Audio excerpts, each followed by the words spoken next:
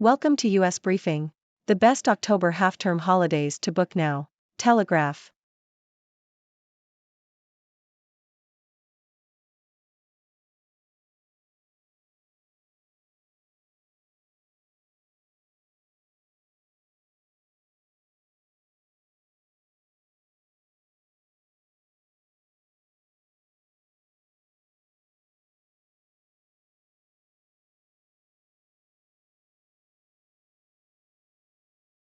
US holds biggest underwater listening systems upgrade since Cold War and wants laser focus on China. Telegraph. The US is upgrading its secret underwater listening systems, known as the Integrated Undersea Surveillance System, IUSS, amid concerns about the growing threat of the Chinese Navy. The IUSS, which was first launched during the Cold War to track Soviet submarines, will deploy new underwater drones to monitor submarine activity and protect the US's undersea cable network. The US is also developing the Replicator program, which consists of autonomous drones designed to counter China's advantage in numbers. The upgrades are partly in response to China's recent acquisition of advanced naval technology and its expansion of naval operations in the Indo-Pacific region. Tropical storm Ophelia moves inland over North Carolina as coastal areas lashed with wind, rain. The Toronto Star. Residents in coastal North Carolina and Virginia are preparing for potential flooding as Tropical Storm Ophelia makes landfall. The storm hit near Emerald Isle with near-hurricane strength winds of 70 miles per hour at 6:15 a.m. Eastern Standard Time. Forecasters predict 2 to 4 inches of rain for the rest of the region through Sunday. Canada's Ford auto workers in line for minimum 15% pay raise over 3 years, union says. CBC. Ford Motor Company of Canada has offered a 10% wage increase in the first year of its tentative agreement with Unifor, followed by increases of 2% and 3% for the second and third years. The agreement also includes a $10,000 productivity and quality bonus and an increase in the monthly basic benefit and special allowance. Ford workers in Canada are voting on the agreement, with results expected on Sunday. Meanwhile, the United Auto Workers (UAW) union in the U.S. has expanded its strike action against General Motors and Stellantis to include their spare parts distribution centers. He made his own rules. What is the media mogul's real legacy? The Guardian. Rupert Murdoch has been an influential figure in the media industry for the past 70 years, and his empire has had a significant impact on politics and journalism. One of Murdoch's most notable achievements was the creation of Fox News, a cable news channel that transformed the industry by providing a channel people wanted to watch all the time, rather than just for breaking news. Fox News became the most watched cable news channel in the US and influenced both leaders and emerging competitors with its rhetorical style. However, Murdoch's other network, the Fox Broadcasting Company, also played an important role in overhauling entertainment programming to reflect modern sensibilities. Murdoch's influence extended beyond the US, particularly in the UK where he owned several newspapers, including The Sun and The Times. His support for political leaders, such as Tony Blair, helped shape the news agenda and influence election outcomes. However, his reputation in the UK was tarnished by the phone hacking scandal that led to the closure of the News of the World and the decline of print circulation. Despite this, Murdoch's transition to digital has allowed The Sun to expand its reach and the Times/Sunday Times to gain subscribers. Murdoch's most successful venture in the UK was the launch of Sky Television, which became the most valuable media company in the country. Despite early losses, Murdoch's dedication to Sky paid off, and he eventually sold the company for £29.7 billion in 2018. Murdoch has also invested in journalism and has been involved in breaking important stories.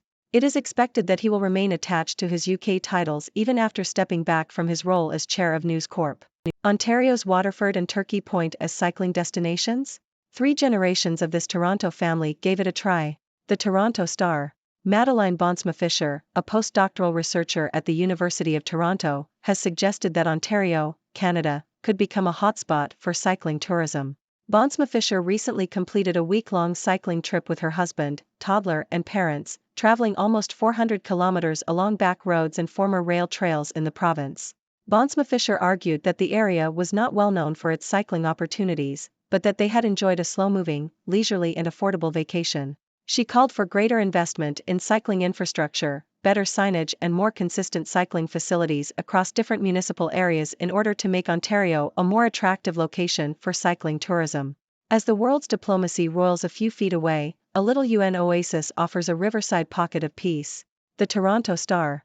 The United Nations compound in New York City provides a quiet and peaceful retreat from the bustling world of diplomacy and international relations. The grounds feature garden paths, a reflecting pool shrine, and a hidden basketball court.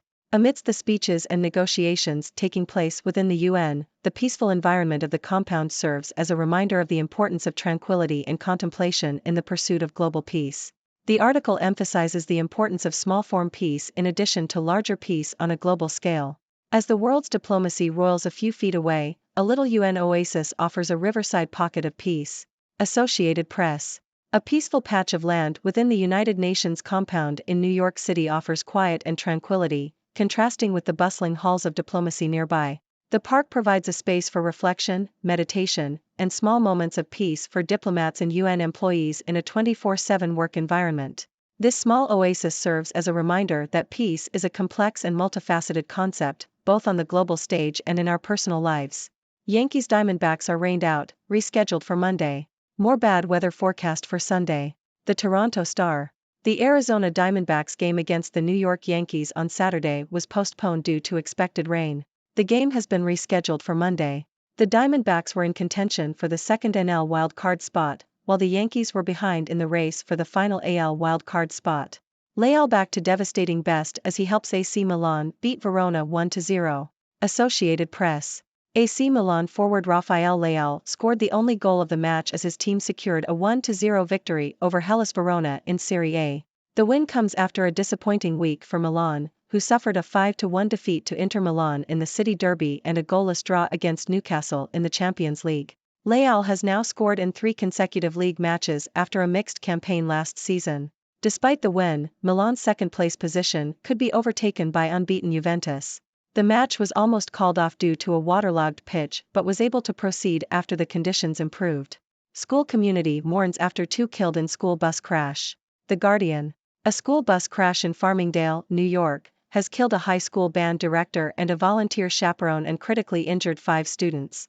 Gina Pelletier, 43, the director of the Farmingdale High School Marching Band and Wind Ensemble, and Beatrice Ferrari, 77, a retired social studies teacher, were killed when the bus they were on overturned off an embankment.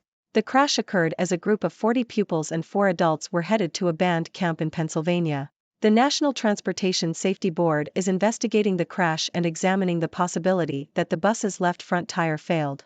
Hong Kong needs to be both a political and an economic city. SCMP opinion.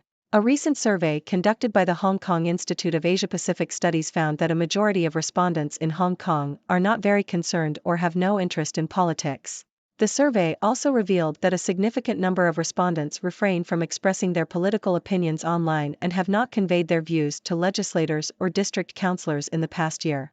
This apparent apathy towards politics is worrying, as it hinders public engagement and meaningful public consultation. It is important for Hong Kong to rebuild its reputation as an open and vibrant city with lively political debate and multiple viewpoints expressed.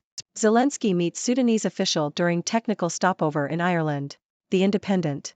Ukrainian President Volodymyr Zelensky met with Sudanese official Abdel Fattah al-Burhan during a technical stopover in Ireland.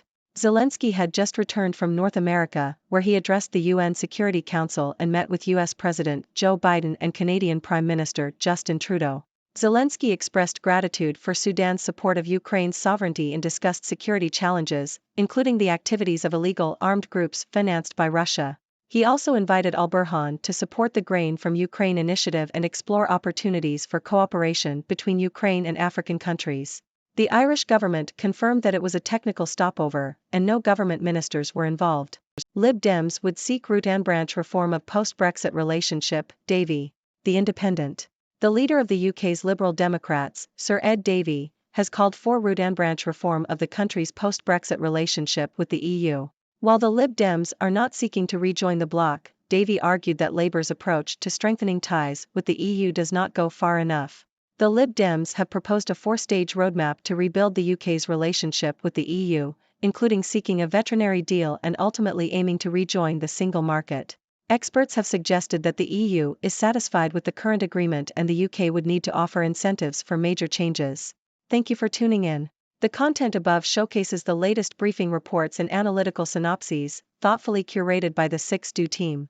These insights stem from a wide array of reputable media outlets, think tanks, government sources, and specialized experts worldwide. We encourage you to explore these sources for a comprehensive perspective. Keep in mind that while the content may not always align with the official standpoint of 6Do Brief, it's not meant to be taken as absolute directives for decision-making. Comprising seasoned media professionals, learned scholars, and accomplished scientists, the 6Do team embodies a trailblazing, fully independent media entity. To customize 6Do Brief to meet your professional needs, you have the option to subscribe to a diverse array of briefings on our website, 6dobrief.com. Regardless of your location, you can conveniently receive 6Do Brief via email.